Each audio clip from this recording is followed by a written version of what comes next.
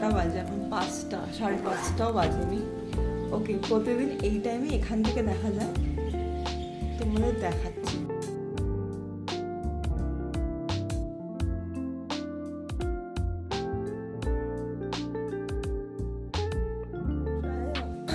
বসে আছি আমরা, আর বসে বসে কাঞ্চনজঙ্ঘা এনজয় করছি। সানরাইজ হচ্ছে এখন, আর কাঞ্চনজঙ্ঘার চূড়ায় আস্তে আস্তে আমরা সানরাইজটাকে দেখতে পাচ্ছি, রিফ্লেক্ট হচ্ছে। A few moments later. আমাদের সিকিম ভ্রমণের দ্বিতীয় দিন শুরু হলো ভোরবেলা কাঞ্চনজঙ্ঘার অপরূপ দৃশ্য দিয়ে। তারপর একটা সিম্পল ব্রেকফাস্ট সেরে নিয়ে আবার আমরা রাস্তায় বেরিয়ে পড়লাম। আজকের গন্তব্য রমটেক মনাস্ট্রি।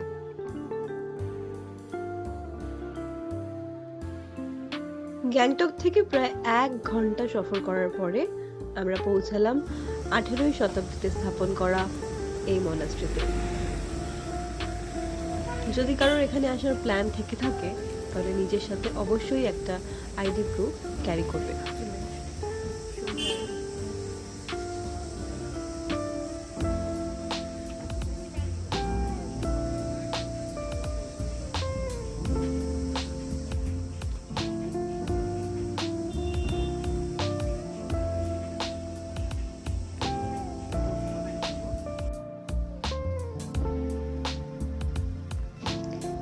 এটা কখনোই বলবো না যে মেইন গেট থেকে মনাস্ট্রির পথ খুব সহজ ছিল। পাহাড় চড়তে অনভিজ্ঞ আমার মতো এক শহুরে বাসিন্দার জন্য ব্যাপারটা বেশ ভালোই চ্যালেঞ্জিং।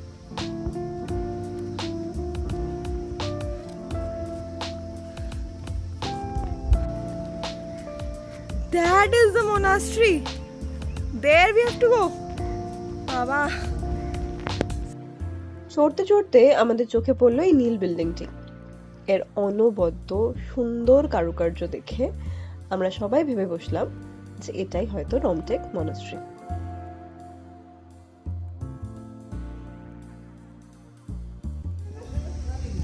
আচ্ছা, আমরা এখন চলে এসেছি রমটেক মনাস্ট্রিতে। This is the second largest monastery in the world. দুঃখের বিষয় আমরা এন্টার করতে পারছি না। তোমাদের আমরা মনাস্ট্রিটাকে দেখাই, জানি না কেন আমাদের ঢুকতে দিচ্ছে না। আশেপাশে আমরা শুধু ঘুরছি আর একটু ছবি টবি তুলছি। এখান থেকে ভিউটাও খুব সুন্দর, আমি একটু দেখাই, দাঁড়াও। So this is the view from here. প্রায় পুরো শহরটাকে দেখা যাচ্ছে।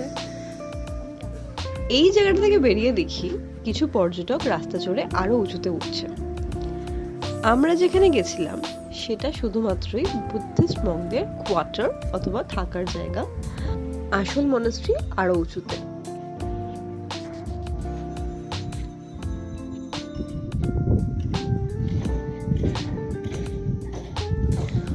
অবশেষে অনেক সাধ্য সাধনার পর দেখা মিলল রমটেক মনাস্ট্রি।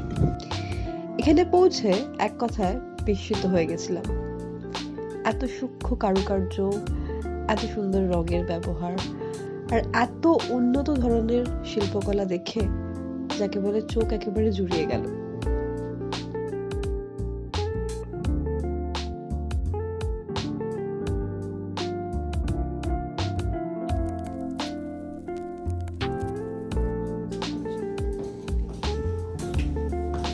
রমটেকের অন্যতম আকর্ষণ ছিল এই খুদের দল।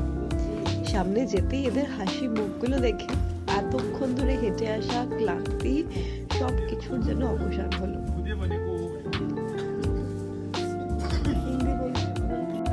হ্যালো, হাই বলো তো।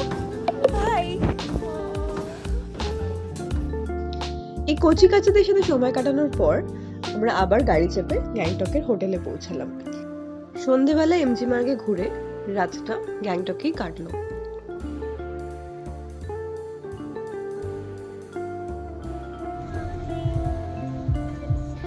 তৃতীয় দিনে আমাদের গন্তব্য লাচেন, আর পথে আমরা করব সাইট সিইং। প্রথমেই দেখতে পেলাম এই 7 সিস্টার ওয়াটারফলস। প্রকৃতি তার অসামান্য সৌন্দর্য দিয়ে সাজিয়ে রেখেছে এই জায়গাটি।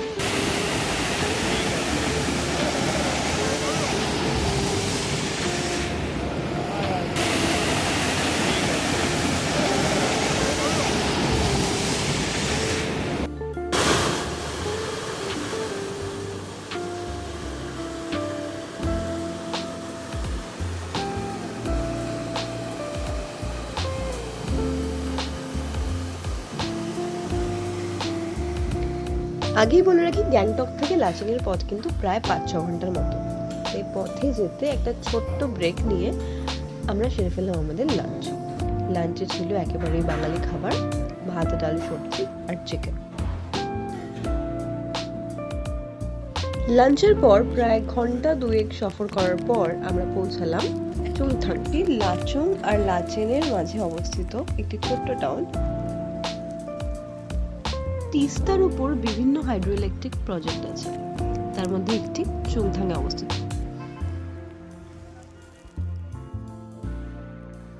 লাচেনের দিকে যত এগোচ্ছি পাহাড়ের উচ্চতা আরো বাড়তে থাকছে এবং বাতাসে শীতের প্রভাব আরো বেড়ে যাচ্ছে।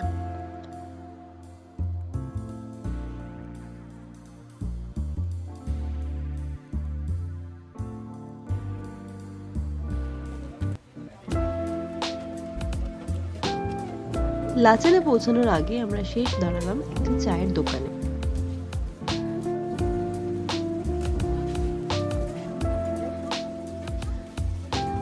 গ্যাংটক থেকে প্রায় 5-6 ঘন্টা গাড়ি সফর করার পরে আমরা পৌঁছালাম লাচেন। আমাদের hotel Clifton crown.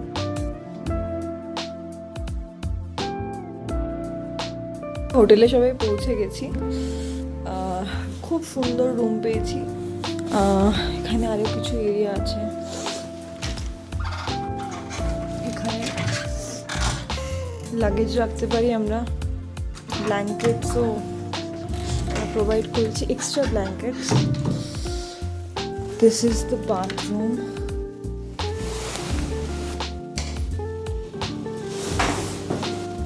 That's me. It's very dissent. Geyser আছে। TV over here. Here's some more storage unit, and here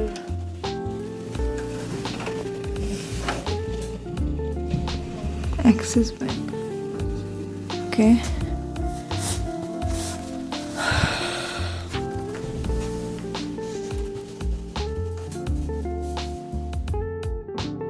দিনের সেরে আমাদের ট্রিপের 3য় দিনে শেষ হলো, আর তার সাথে আজকের এই ভিডিওটাও।